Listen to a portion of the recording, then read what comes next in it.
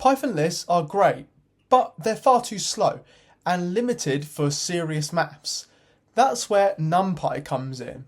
Today we will be going through NumPy arrays and how they can be used in terms of maths, vectors and matrices. This video will go through creating the array and showing the various operations you can do to these NumPy arrays, so let's just get right into it. First we need to install NumPy. This is with pip install NumPy.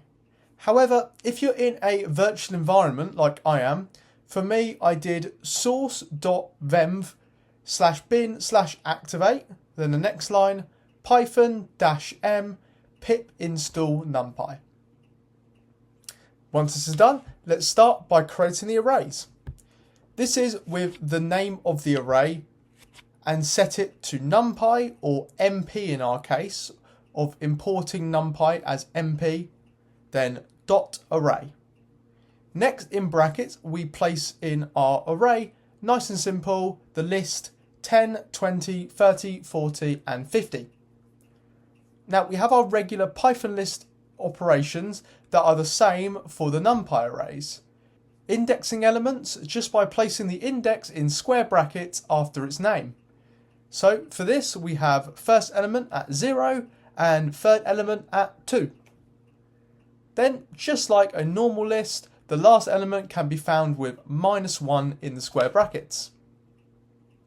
Next up, slicing the array. Just like Python, we place a comma between two numbers and it will take all elements between those two indexes, including the first and not including the second. So 1:4 will return the indices 1, 2 and 3. We can also not put a number on either side, :3, give all the numbers before index 3, and then 2: will give all elements after index 2. Now onto things that NumPy arrays can do, but normal lists do not do in Python. Let's start with we can add a number or multiply by a plus 5, which will add 5 to every one of the entries, or a times 5, which will multiply all the values by 5. What about two arrays? Well, we can do operations with two as well. Taking another two simple vector arrays, we can add them, which will add them element-wise, and then subtract them as well, which will once again just subtract them element-wise. Element-wise multiplication is also possible via just throwing an asterisk in between them. This follows with dividing as well. Next up, some stats. We have some stats-based operations here, starting with, let's say, sum. NumPy.sum a, which clearly just returns the sum of a. Similarly, mean, which you can guess what that returns. Max will give the highest value, min gives the lowest value, and quite smart, NumPy.std will give us the standard deviation, which can be a very helpful way to get that quickly instead of having to work it out manually. Finally, matrices.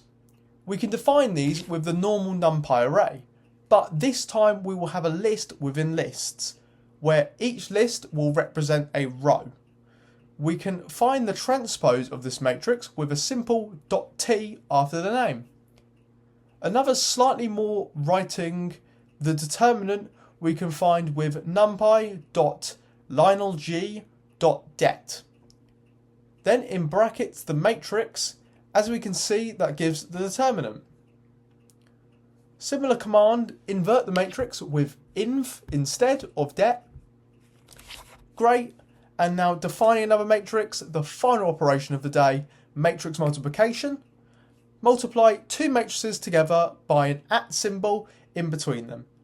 At that, we'll return the wanted result. That is all the operations and a brief go through of NumPy arrays for today. If you found this video helpful, please support the channel by liking the video and subscribing to the channel, and I hope to see you in the next video.